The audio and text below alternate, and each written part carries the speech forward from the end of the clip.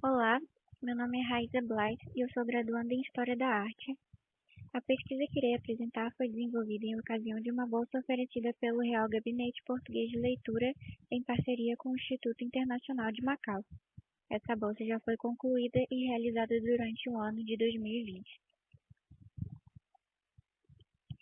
Nosso corpo se limita à Igreja da Madre de Deus em Macau, que foi uma das mais influentes igrejas cristãs do leste asiático. Em ocasião de alguns incêndios e intervenções, sofreu variados níveis de degradação ao longo de sua história, mas a fachada do prédio ainda resiste com um grande número de recursos iconográficos conservados. Nessa igreja atuaram jesuítas em missão na Ásia, cujo interesse se concentrava sumariamente na conversão do maior número possível de pessoas à fé católica. Sendo assim, a fachada concentra um rico programa iconográfico que reflete sintomas socioculturais relacionados à história de Macau entre os séculos XVI e XVII. Na mesma fachada é possível observar que a transculturação está presente em algumas das figuras. Por outro lado, se nos distanciarmos dessa lógica, é possível interpretá-la de outra maneira. Levando em consideração que em Macau coexistiam duas visões de mundo diferentes na sociedade, o deslocamento de uma interpretação cristã nos leva em direção a uma interpretação social que em muito toca em questões de colonialismo. Considerando que a campo ir até a China é um empecilho econômico e geográfico, reconhecemos que nossas limitações também se deram por conta do isolamento social e do decreto que nos impossibilitou de ir aos acervos. No entanto, a impossibilidade de irmos a campo traduziu-se na possibilidade de nos debruçarmos em imagens e por elas mesmas criar uma narrativa que também inclui outros pontos de vista. O mesmo podemos dizer sobre a documentação escrita. Tratar de uma obra pelo enfoque da cultura documental escrita e imagética disponíveis na internet requer muito cuidado, mas nos mantivemos atentos. Quanto às barreiras de língua e da cultura sino-asiática, buscamos atenuá-las com o auxílio de especialistas nos idiomas chineses. Para a realização do trabalho, primeiro fizemos uma leitura iconológica da fachada, a fim de expor a narrativa dessas imagens segundo a lógica cristã. Nesse sentido, recorremos ao estudo do método iconográfico de Yuri Panofsky e aos artigos de Luiz Casimiro sobre a fachada da igreja. Adicionamos comentários, mas nesse momento as conclusões não se distanciaram muito. Em seguida, visando trazer à superfície uma outra possibilidade de interpretação, que não fosse aquela explorada por Casimiro, buscamos no conceito de transculturação de Fernando Ortiz e na fenomenologia da percepção de Merleau-Ponty uma espécie de abertura dessas imagens, um desligamento de um olhar cristão. Nesse sentido, foi fundamental a leitura do livro Diante da Imagem de George G. Huberman, pois algumas considerações se tornaram muito pertinentes à conclusão do nosso trabalho. Bem, para tornar essa apresentação um pouco mais dinâmica, eu vou iniciar pela contextualização. Nos séculos que precederam a expansão marítima, o contato entre culturas dava-se de maneira circunstancial, ou seja, nem mesmo a Rota da Seda permitia um considerável intercâmbio cultural. Embora o conceito de globalização seja um conceito anacrônico, conforme Otávio Yanni, seu estopim teve início muito antes, no período das expansões marítimas. Ortiz define transculturação como alterações culturais que ocorrem devido ao encontro entre duas culturas, onde há ganhos, perdas e sincretismos. A exemplo disso, trouxe essa imagem do anjinho na fachada, cujo rosto se assemelha muito aos rostos esculpidos em estátuas budistas. A Igreja da Madre de Deus foi fruto de um projeto missionário de expansão do Evangelho e, para isso, precisou adaptar-se a determinadas situações específicas locais para evitar maiores contratempos. Um desses mecanismos de adaptação foi a incorporação daqueles aspectos da cultura chinesa que também poderiam ser úteis ao objetivo missionário. Rafael Ávila Azevedo comenta que os jesuítas teriam identificado no confucionismo uma série de valores que poderiam ser apropriados aos esforços de evangelização. Além disso, ele acrescenta que a igreja foi dedicada à anunciação de Nossa Senhora, mas em paralelo a escolha também foi pensada visando impressionar os chineses, que adoravam a deusa mãe, Onokwa. De acordo com Ponty, o mundo sofre uma ação interpretativa do indivíduo, que se inicia pela percepção e finaliza pela consciência diante das experiências. Assim, o senso comum e a ciência surgem como um resultado disso e uma maneira de consagração do sujeito ao mundo. A humanidade, desde o princípio, tende a buscar compreender os fenômenos da natureza e os traduz de maneira variada. A apreensão do fato puro acaba sofrendo uma falta de interpretação por parte do indivíduo que constrói, a partir disso, sua narrativa.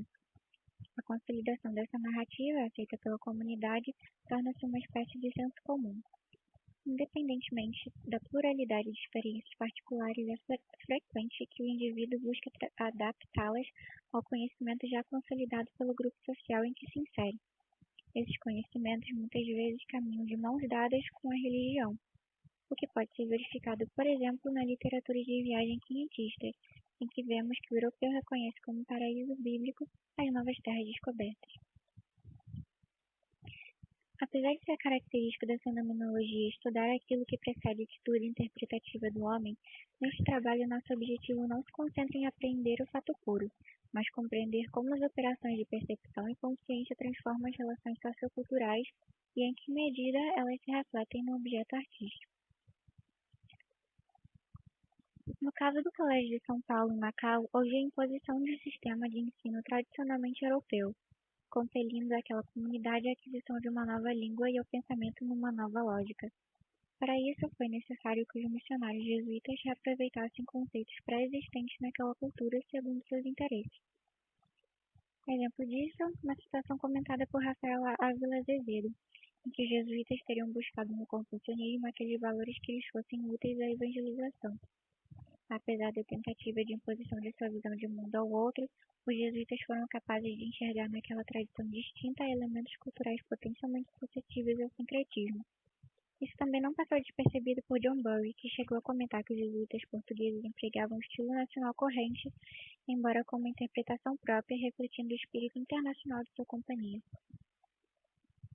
Apesar de John Bury não se referir à arquitetura jesuíta na Ásia, podemos assumir que o estilo escolhido para as igrejas considerava também a sua receptividade diante da comunidade local. A fachada da Igreja da Madre de Deus possui alguns ornamentos que respeitam o estilo tardo-manuelino, exemplo dos arranjos florais e do desenho italiano que faz jus a partir do barroco. No entanto, não negligencia alguns aspectos característicos da cultura asiática, como o anjinho já mencionado, por exemplo.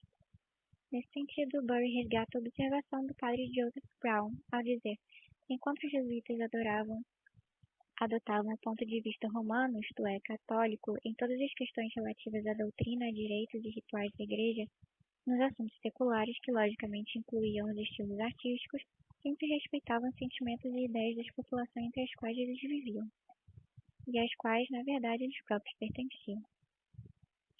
De certa forma, compreender as particularidades do outro envolve a dificuldade de encarar que a verdade de um põe à prova a verdade do outro. Nesse sentido, torna-se sintomático que os sincretismos e a transculturação ocorram mediante o contato entre diferentes grupos socioculturais, cuja coexistência é incontornável. Nem sempre esses processos são pacíficos, mas a dificuldade de solucionar essa questão epistemológica produz algo novo, uma nova cultura que parte desse acordo entre duas anteriores. Como estudo de caso, trouxe o exemplo que mais me chamou a atenção, o dragão e a santa. Como é possível observar na imagem, nela está escrito em chinês tradicional a seguinte frase: a Santa Mãe pisa na cabeça do dragão. Num primeiro momento, identificamos que trata-se de um evento bíblico, mas apesar de não encontrarmos nada na Bíblia que indique que Maria literalmente pisou na cabeça do dragão, apenas a profecia em Gênesis. Ao consultar alguns teólogos, entendemos que isso é uma espécie de interpretação de quando Jesus vence o dragão. Quando ele faz isso, portanto, todos os filhos de Maria, inclusive os homens, figurativamente pisam na cabeça desse dragão. No entanto, apesar do método de Panofsky utilizado por Casimiro indicar que as imagens compõem uma narrativa cristã, essa não é a única maneira de interpretá-las. Nesse momento, é importante explicar o que seria essa abertura de imagens. Didi Huberman explica que as imagens em si permitem aberturas, ou seja, elas não somente transmitem saberes visuais legíveis ou ilegíveis, mas elas também veiculam uma amálgama de saberes que podem ser tanto transmitidos quanto deslocados. Nesse sentido, é importante não classificar nada de imediato, pois as imagens também são formadas por interrupções na ordem do discurso. Partindo desse pressuposto, entendemos que o dragão é uma figura importante na China, presente tanto em sua cosmogonia quanto foi também um símbolo do imperador por muito tempo. O dragão está presente na cultura chinesa de inúmeras formas e é sempre muito presente. Para Jean Chevalier, ele tem o significado demiurgo, como se fosse um sopro espiritual, além de também representar a imortalidade. Segundo ele, o dragão é símbolo celeste, potência de vida e manifestação. Ele esculpe pelas águas primordiais o ovo do mundo, o que o faz ser a imagem do Verbo Criador. De acordo com isso, podemos sugerir que há na fachada da Igreja Madre de Deus uma tensão que se estabelece entre valores de verbos criadores. Lembrando que a escrita também é imagem, a inscrição "A Santa Mãe pisa na cabeça do dragão" possui ao menos mais de uma camada de sentido que não se limita ao seu significado bíblico. Em nossa proposta de interpretação dessa inscrição, a Santa Mãe, que para além de referência à Virgem Maria, alude à própria Igreja Católica, e pisa a cabeça do dragão chinês, símbolo do imperador. Isto é, o cristianismo e a cultura ocidentais civilizam, entre aspas, a sociedade chinesa. A civilização chinesa. De acordo com o método iconográfico, a fachada da Igreja da Madre de Deus tem função e significados primeiros centrados na religião cristã. Mas, por outro lado, para os chineses não cristãos, a fachada pode significar uma parte da história de Macau contada por imagens e poucas inscrições em chinês tradicional. A tentativa lusitana de colonizar e evangelizar, isto é, dominar a região de todas as formas possíveis, traduziu-se na fachada através de alegorias bíblicas. A Virgem como personificação da Igreja Católica e o dragão como inimigo a ser derrotado, isto é, o Império Chinês a ser subjugado. Os esforços mercantis, pedagógicos de conversão religiosa, assim como o sincretismo e a transculturação, estão todos presentes de forma visual na fachada da Igreja da Madre de Deus.